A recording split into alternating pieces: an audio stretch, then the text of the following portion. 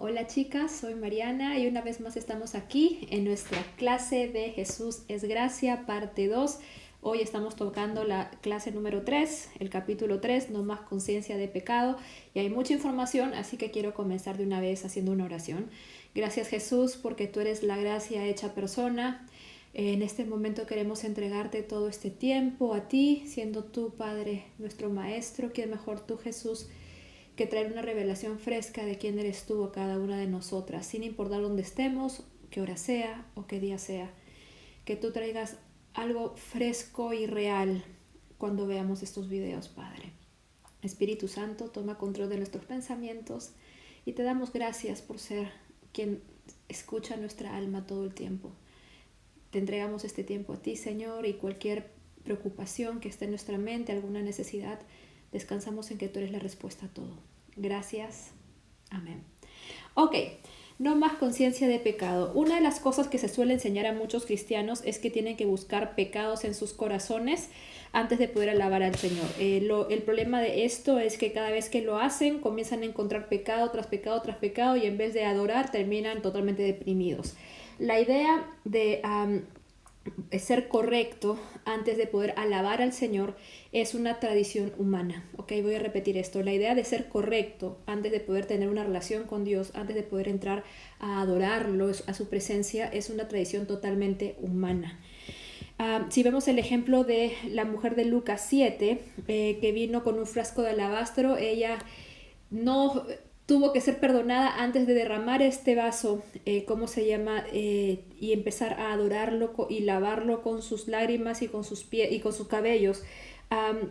Ella lo adoró tal como era.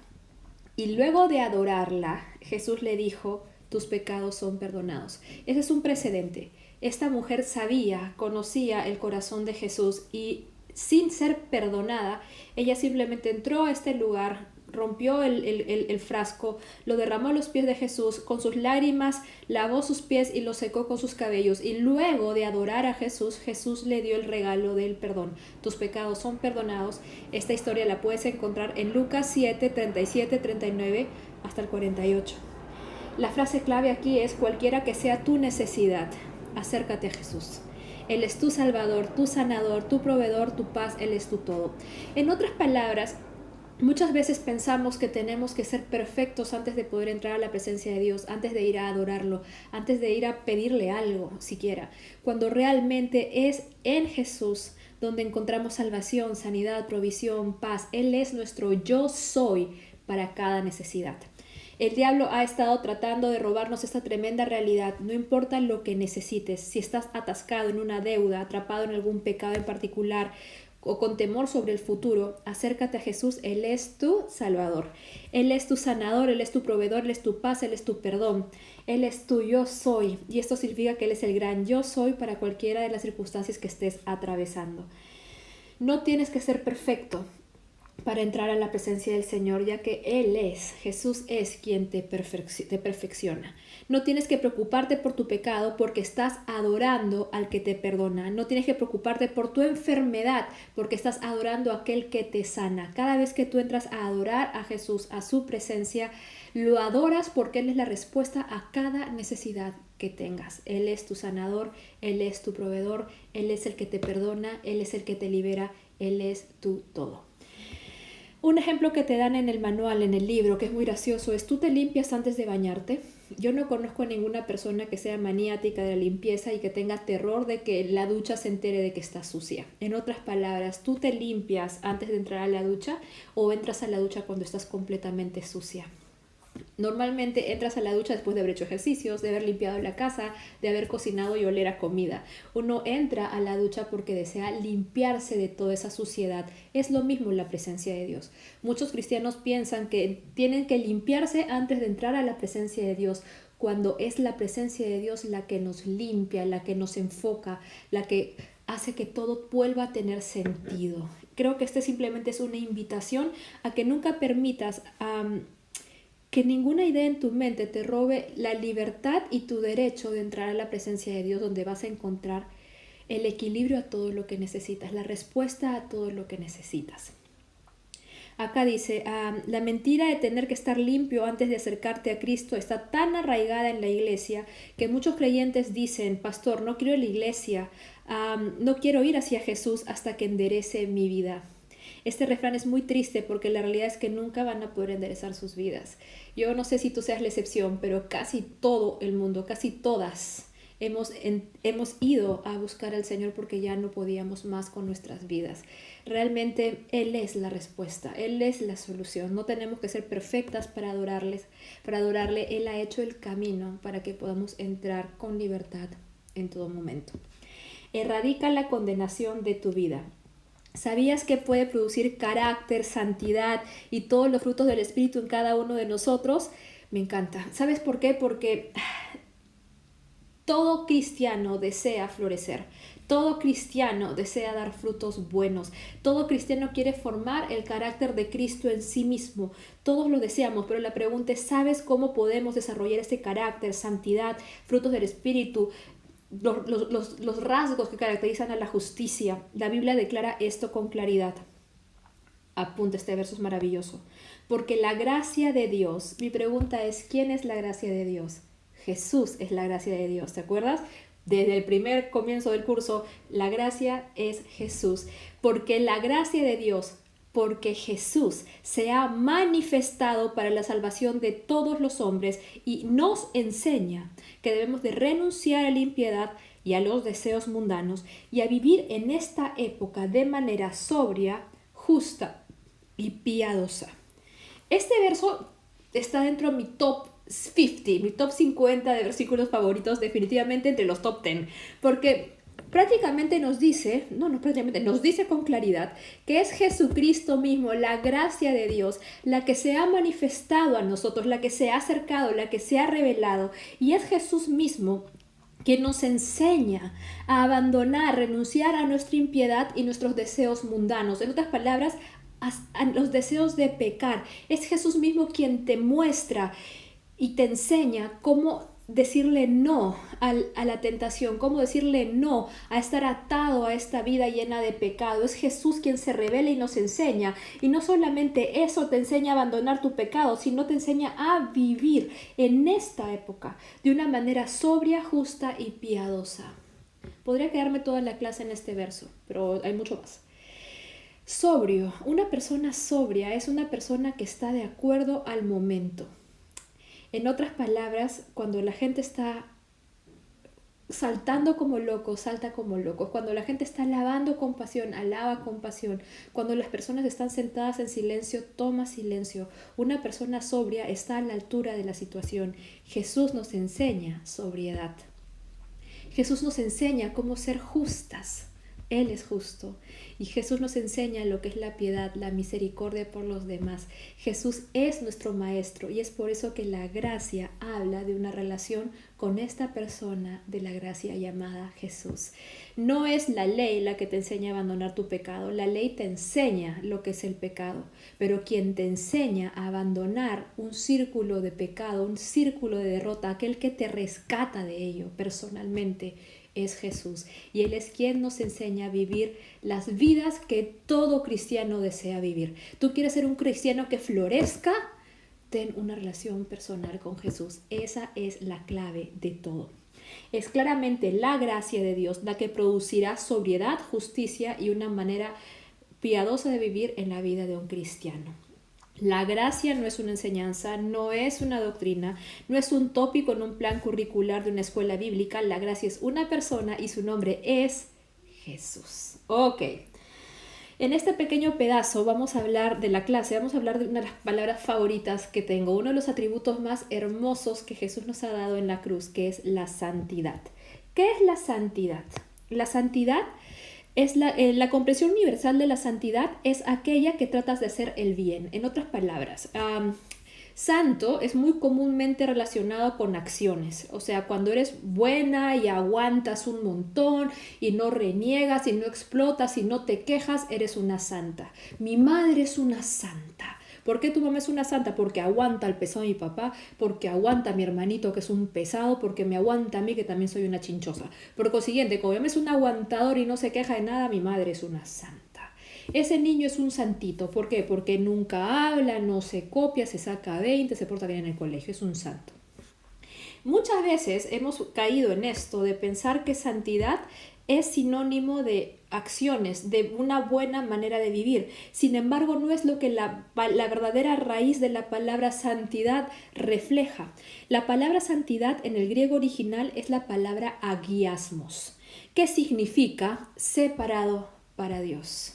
Ok, voy a volver a repetir eso porque esto es grande y muy, muy poderoso. Santo viene de la palabra griega agiasmos, que significa separado para Dios. En otras palabras, santidad no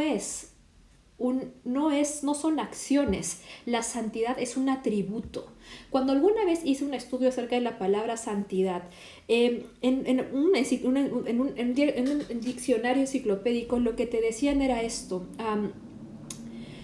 Un diccionario enciclopédico cristiano decía esto: santidad es una palabra muy difícil de explicar.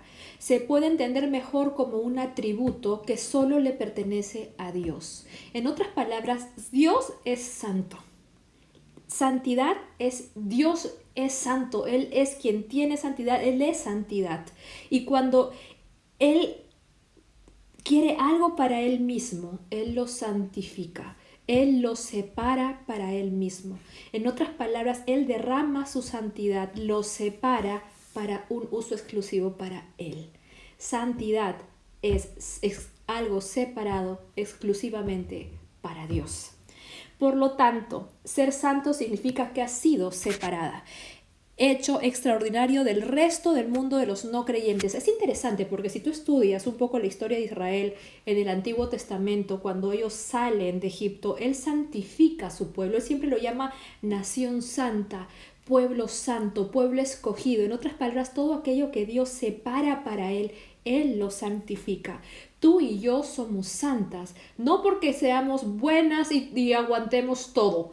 Somos santas porque Dios nos ha separado para un uso exclusivo para Él. Nos ha separado para Él. Nos ha santificado. Eso recuérdalo siempre, porque muchas veces vas a poder caer en la equivocación de pensar de que tu santidad se rompe porque fallas. No se rompe porque fallas, tú sigues siendo de Dios. El ejemplo que normalmente doy en esta parte del curso, cuando dicto esto en algún salón, es la clásica historia de una taza. Tú debes de conocer las tazas de las abuelitas, esas que son carísimas, de porcelana china, hermosas y bellas, que toda niña cuando era pequeña anhelaba jugar con esas tacitas de la abuelita. Yo imagino que tu abuela tenía unas tazas de esas. Ok, ¿qué pasa con esas tazas? Son sagradas, nadie las toca. O sea, están esperando que la reina Isabel de Inglaterra venga a tu casa para recién sacarlas de la repisa, ¿cierto? Nadie toca las tazas de la abuela. Ahora, son tan valiosas estas tazas que ¿qué pasaría si alguien viene por la noche y agarra una de estas tacitas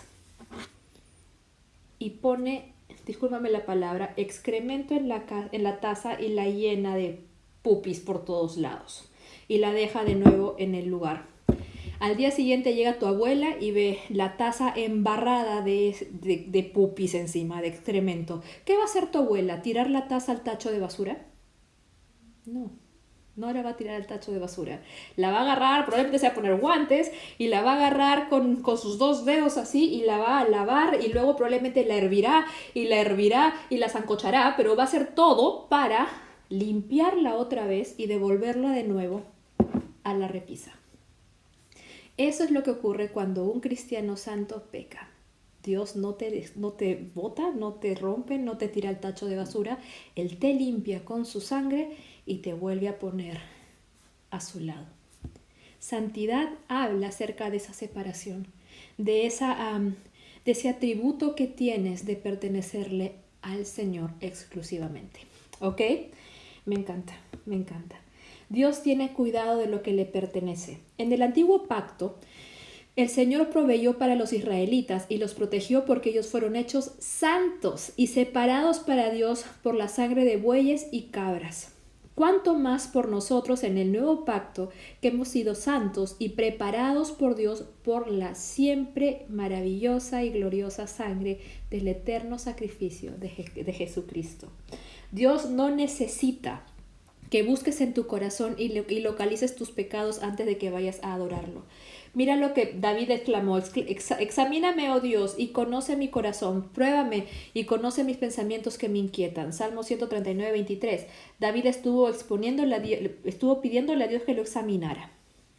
Pero esto pasó en el antiguo pacto. El día de hoy, si es que el Señor examinara en tu corazón, no encontraría nada, porque todo lo malo que hay en ti es constantemente lavado con la sangre de Cristo. Ok, en todo caso, hoy Dios lo que encontraría si buscara en tu corazón sería justificación en Cristo Jesús, porque Él te ve justo y santo y perdonado, y Él ya te ha declarado justo. Hebreos 8:12, y perdonaré sus maldades y nunca más me acordaré de sus pecados. Es como Dios ha decidido tener, no sé, ¿cómo se llama cuando pierdes la memoria? Amnesia. Amnesia total con nuestros pecados. Una vez que tú entras en el nuevo pacto de gracia, una vez que tú recibes a Jesús como tu Señor y Salvador, Él decide olvidar tu maldad, olvidar tu pecado. Él no lo tiene en consideración y cada vez que fallas, Él te perdona. Hay una parte en la cual vamos a llegar, o de repente ya pasó, ya la verdad que no sé en qué parte del libro está, pero la salvación, la santidad, la justicia, el perdón de nuestros pecados es como una catarata, la catarata del perdón. En otras palabras, apenas fallamos, somos lavados. Yo lo pongo esto en mi imaginación como una persona que está dentro de una piscina. Tú cuando estás en una piscina y nadas, ¿sudas? Cuando estás quemando calorías en la piscina, nadando ya 1 kilómetro, 2 kilómetros, 3 kilómetros, ¿sudas?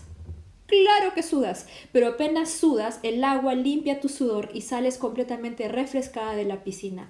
Es exactamente igual la sangre de Cristo. Sin importar lo que hagamos, automáticamente la sangre de Cristo Jesús nos limpia y estamos listas para entrar a la presencia de Dios. ¿Esto te da licencia para pecar? No, por 21 vez no. Lo que esto te da es la licencia de entrar a la presencia de Dios, a ser restaurada, a ser renovada, a poder tener una relación personal con tu Señor, que es lo que necesitas más, sobre todo cuando fallas. Amén. Ok, quiero seguir avanzando. Hay una parte, bueno, puedo leer esto, está bueno. Ocupados con Cristo. La tradición nos ha enseñado a estar ocupados con nosotros, pero la gracia nos enseña a estar ocupados en Cristo. O sea, la tradición te dice, tú estás a cargo, tú tienes que hacerlo, eres tú, todo depende de ti. Sin embargo, la gracia nos dice que tenemos que estar ocupados con Cristo. En otras palabras, yo recibo porque Él lo ha hecho, yo merezco porque Él me hace merecedora, yo soy sanada porque Él me sana. Todo gira en torno a la persona de Jesús. Ok, lo más ocupado que estés contigo mismo, lo más rechazado y oprimido que te pondrás. En otras palabras, mientras todo depende de tu accionar, vas a estar muy frustrado porque vas a fallar. Sin importar el ángulo en que te veas, vas a ver fealdad, falta de mérito y descalificación. Es bien difícil que una persona sin Cristo se vea correctamente. Nos vemos demasiado antipáticos, demasiado pusilánimes, demasiado ignorantes o siempre es demasiado muy poco, en verdad. Sin embargo, el estar ocupado en Cristo es rechazarte a ti mismo y mirar a Jesús. Es por eso que Jesús dijo que teníamos que tener mucha humildad para poder entrar en este pacto, porque este pacto gira enteramente todo en Jesús. Vivir en la gracia de Dios significa negarte a ti, negarte las glorias a ti. Nada es por ti, todo es por Jesús. Mirándolo a Él, yo no me miro en mí misma por mí misma, me miro a través de Jesús y su victoria en la cruz, en Jesús y su justicia, Jesús, Jesús y Jesús.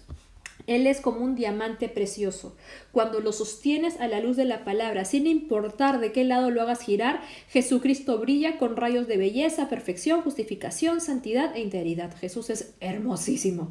¿Puedes ver esto? Aparta tu mirada de tu propia fragilidad y mira a Jesús, porque la palabra dice, este es otro verso, pues como Él es, refiriéndose a Jesús, como Jesús es, así somos nosotros en este mundo. Primera de Juan 4:17. Este verso es otro de los versos maravillosos, porque te dice, no como Jesús fue en la tierra, no es como Jesús fue antes de la tierra, no. Lo que te declara Primera de Juan 4:17 es como Jesús es en este momento, hoy, somos nosotros en este mundo. Jesús está sentado a la diestra del Padre, nosotros también. Jesús es sano, nosotros también. Jesús es justo, nosotros también. Jesús es victorioso, nosotros también. Jesús es perfecto, nosotros también. Tal como Jesús es, somos nosotros en este mundo. ¡Pum! Ok. ¿Qué tan santo eres? Recordemos que no eres hecho santo por tus pensamientos y acciones. Tú eres hecho santo gracias al sacrificio de Jesús. Jesús pagó el precio de tu pecado. Me encanta la palabra redimido. Redimido significa pagado con precio. Jesús nos compró, nos redimió y nos santificó. Hermoso. Ok. En este momento vamos a hablar de una parte muy importante de este curso, que son las ofrendas levíticas. No sé cuánto tiempo me queda. Ok, me quedan 10 minutos, Dios mío. Ya, ofrendas levíticas. El libro de Levíticos habla acerca de 5 ofrendas del antiguo pacto. El holocausto, la ofrenda de paz, la ofrenda de harina o grano, la ofrenda de pecado y la ofrenda de culpa. 5 ofrendas levíticas. Es impresionante porque estas 5 ofrendas levíticas, se necesitaron 5 tipos de ofrendas para poder representar la única ofrenda que Jesús fue en la cruz. Cada una de estas 5 ofrendas levíticas van a explicar un aspecto de la maravillosa obra de Jesús en la cruz. Y es interesantísimo. Normalmente en estas alturas del curso lo que nosotros mandamos a hacerles es un trabajo en el cual les pedimos que hagan una exposición de las 5 ofrendas levíticas. Bueno, estamos cambiando el sistema, pero sí, alumnas, desde ya les digo, tienen que hacer un trabajo explicando las 5 ofrendas levíticas. No solamente cuál era el rito en sí, sino qué significaba ese rito, qué atributo de la obra de Jesús en la cruz significaba cada una de estas ofrendas. ¿Sabes por qué es importante que hagas este trabajo? Para que tú puedas entender un poco más que la obra de Jesús es mucho más allá de solamente perdonar pecados. Sí, Jesús en la cruz perdonó pecados, pero hizo muchas cosas más en la cruz por ti y por mí. Y al hacer este trabajo vas a entender mucho más profundamente la obra de Jesús. Pero en este momento yo tan solo quiero hablar de 2. Te voy a ayudar con dos de las ofrendas. Voy a explicarlas y te voy a mostrar qué profunda es la obra de Jesús en estas 2 ofrendas que voy a tocar. La primera ofrenda que voy a tocar es la ofrenda por el pecado, que es la ofrenda que entendemos mejor. Ok, de acuerdo con la ley, un hombre debía traer una ofrenda al sacerdote cada vez que pecaba. Ok, lo que la ley te decía es que tú tenías que para merecer las bendiciones de la ley, para poder tener una relación con Dios, tenías que ser justo. En otras palabras, no podías pecar. Ya hemos hablado varias veces de este tema. Ser justo significa no pecar, no tiene pecado. En otras palabras, obedece la voluntad de Dios. Sin justicia no puedes entrar a la presencia de Dios. Y si no puedes entrar a la presencia de Dios, no puedes ni siquiera adorarlo. Yo sé que el día de hoy nosotros entramos a la iglesia y cantamos y adoramos a Dios, pero eso es gracias a la sangre de Jesucristo. Antes de Cristo, cuando una persona quería adorar a Dios, primero tenía que ser limpio de pecado para poder entrar a la presencia de Dios y adorarlo. Entonces, ¿qué tenía que hacer? Número 1, primero traer ofrendas por el pecado. Créeme que todos pecamos. Entonces, si yo quiero adorar a Dios, primero tengo que llevar una ofrenda por el pecado y luego una ofrenda de alabanza, ofrenda de trigo. Ya vas a estudiar todo eso. Ok. La ofrenda por el pecado habla acerca de esa ofrenda que limpia el pecado de la persona para poder ser hallado otra vez justo. Cuando una persona tenía un sacrificio, el sacerdote traía al sacerdote el sacrificio. La primera cosa que hacía el sacerdote era examinar. A ver, acá tengo mi gato, ¿ya? Imagínate que mi gato es la oveja, ¿ya? La oveja, el sacrificio. Bueno, podían ser diferentes animales, ¿ah? Podía ser oveja, 2 palomas, también ¿cómo se llama? Un cabrito. Habían algunos animales que eran permitidos. Depende también de tu economía casera. Ok. Digamos que esta era mi oveja, ¿ok? Mi pequeño cordero, ¿ok? Venías tú y me traías tu cordero. lo primero que hacía el sacerdote era analizar si el cordero era perfecto. Ok, 2 ojos, una nariz, una boca, tiene 2 orejas, ok, tiene 4 patas, 5 dedos, bueno, no sé cuántos dedos tiene una oveja, ok, la cantidad de dedos que la oveja debe tener, tiene cola, perfecto, incluso dice la palabra que tenía que ver que sus testículos estuvieran perfectamente en el buen estado, sus dientes, ok, es una oveja perfecta. Una vez que se declaraba que la oveja era perfecta, lo siguiente que se tenía que hacer, como dice acá, el cordero debía ser sin mancha y perfecto, porque esta perfección hablaba de la perfección de Jesús, ¿ok? No podíamos entregar, no se podía llevar como ofrenda una oveja o un animal que tuviera defecto, porque esta oveja representa a Jesús y Jesús llegó al altar siendo perfecto, sin pecado. Entonces, este animalito tenía que ser perfecto. Habla de la perfección de Jesús. Siguiente, Jesús no conoció pecado y no cometió ningún pecado. Él es el verdadero cordero sacrificial sin mancha. Después de que el sacerdote examinaba a la ofrenda por el pecado, la persona debía imponer las manos en la cabeza del animal. Ok, estaba acá el corderito. El sacerdote le decía a la persona que traía la ofrenda al pecador que ponga sus manos en señal de... tiene un nombre esto, o sea, de identificación con el animal. Ok, uno ponía la mano sobre el animalito y esta era la representación de que todos los pecados del pecador caían en el animal y el animal recibía el pecado de la persona. Ok, era una transferencia de pecados, mis pecados sobre el animal. Después de haber puesto las manos sobre el cordero, tenían que matarlo. ¿Ok? Pobre cordero. Tenían que matarlo. ¿Por qué? Porque la palabra de Dios dice que sin derramamiento de sangre no hay perdón de pecados. Para que el pecado, tu pecado, se fuera de este universo, por decirlo de alguna manera, se fuera de este mundo, desapareciera, la persona o el animal que ahora llevaba tu pecado debía morir para que este pecado finalmente desapareciera. El animal tenía que ser sacrificado y finalmente tú quedabas libre de toda maldición. De la misma manera Jesús tuvo que morir en la cruz, llevando consigo tus pecados para que tú pudieras ser puesto en libertad. Recuerda que este pequeño animalito es una representación de lo que Jesús hizo en la cruz. Él no tuvo pecado, Él llegó a la cruz sin mancha, sin defecto, sin maldad. Él recibió el pecado de la humanidad y al morir se llevó... no sé, la muerte se llevó el pecado.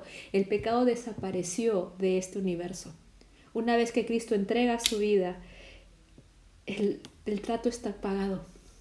El castigo de nuestro pecado fue cumplido.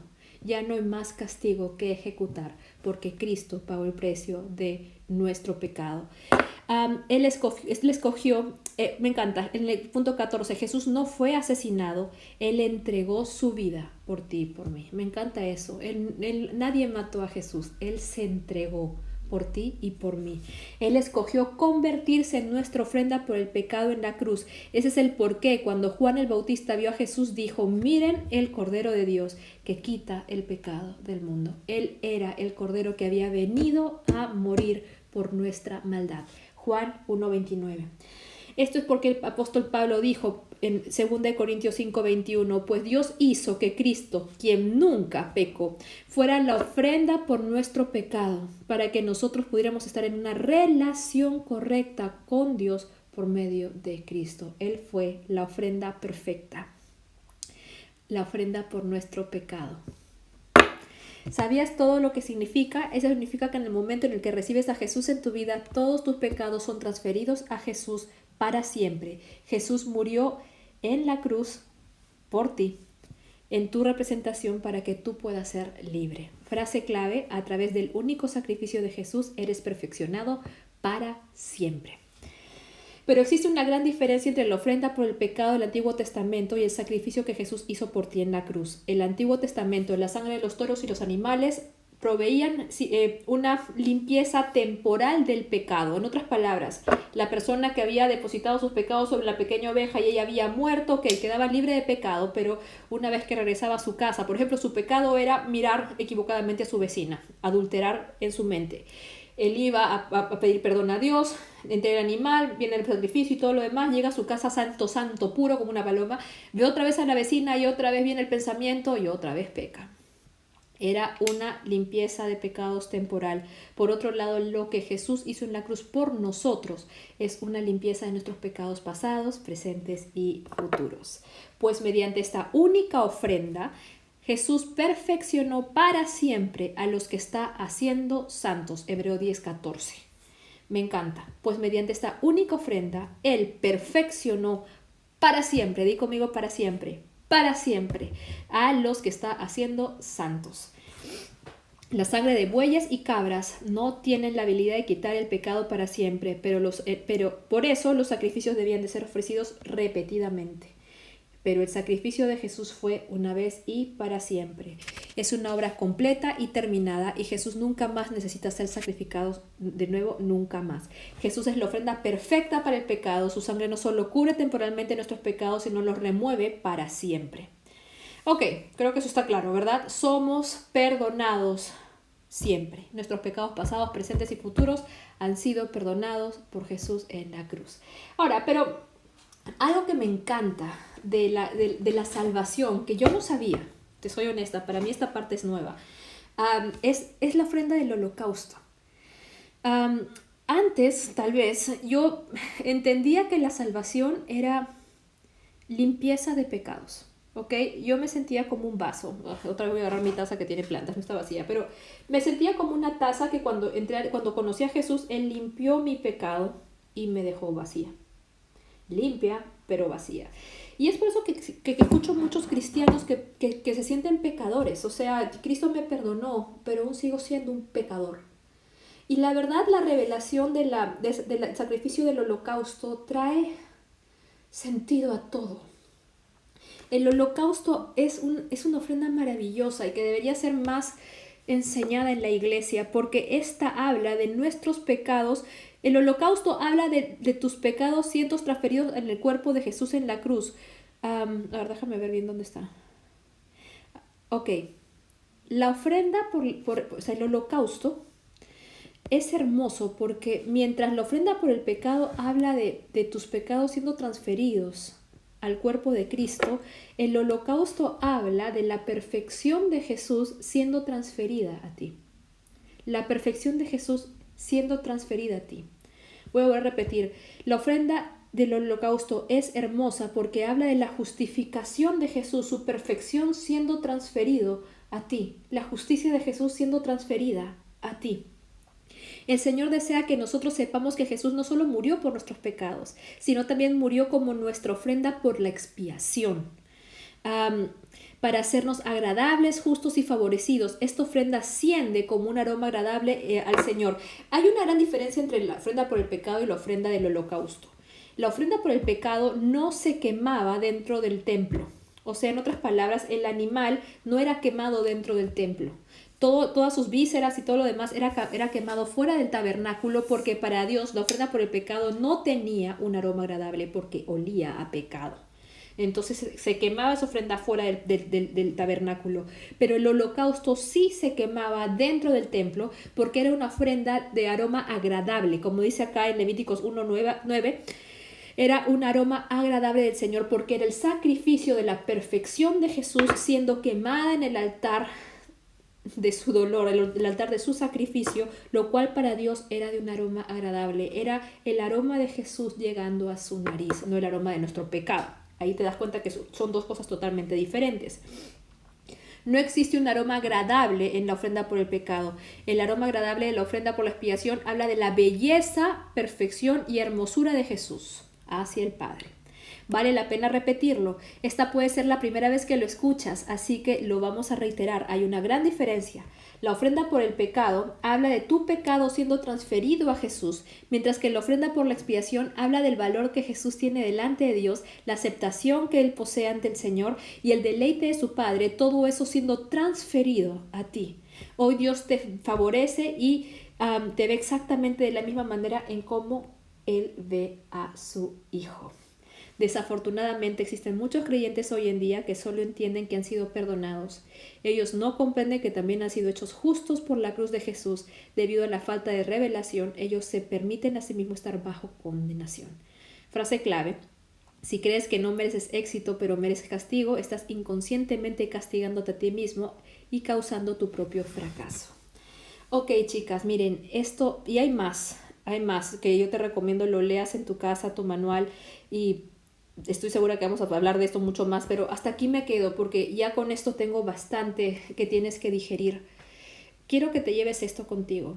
Recuerda, Jesús no solamente te perdonó en la cruz, Él también derramó todo su ser en ti. No te vuelvas a ver jamás como un vaso vacío. Cristo te llenó de su justicia, de su salvación, de su perfección, del amor del Padre. Todo lo que Jesús es ha sido derramado en ti. Eres una nueva criatura, no estás vacía, estás llena de Cristo. Y la ofrenda del holocausto habla de la perfección de Jesucristo siendo derramada en nosotros. Jesús no solamente nos perdonó en la cruz, sino nos llenó de Él mismo, de su mente, de su corazón, de su justicia. Nos vemos la próxima semana con más. Por favor, estudia todo el resto del capítulo y siempre te diré, si puedes, compra el libro. De paso que honramos al autor. Acá hay mucha más información de esta clase que es súper poderosa. Cualquier pregunta, tu monitora, y tenemos más hacia adelante. Si te quedó alguna duda, no te preocupes, nos quedan más semanas por delante. Las amo un montón. Nos vemos la próxima semana.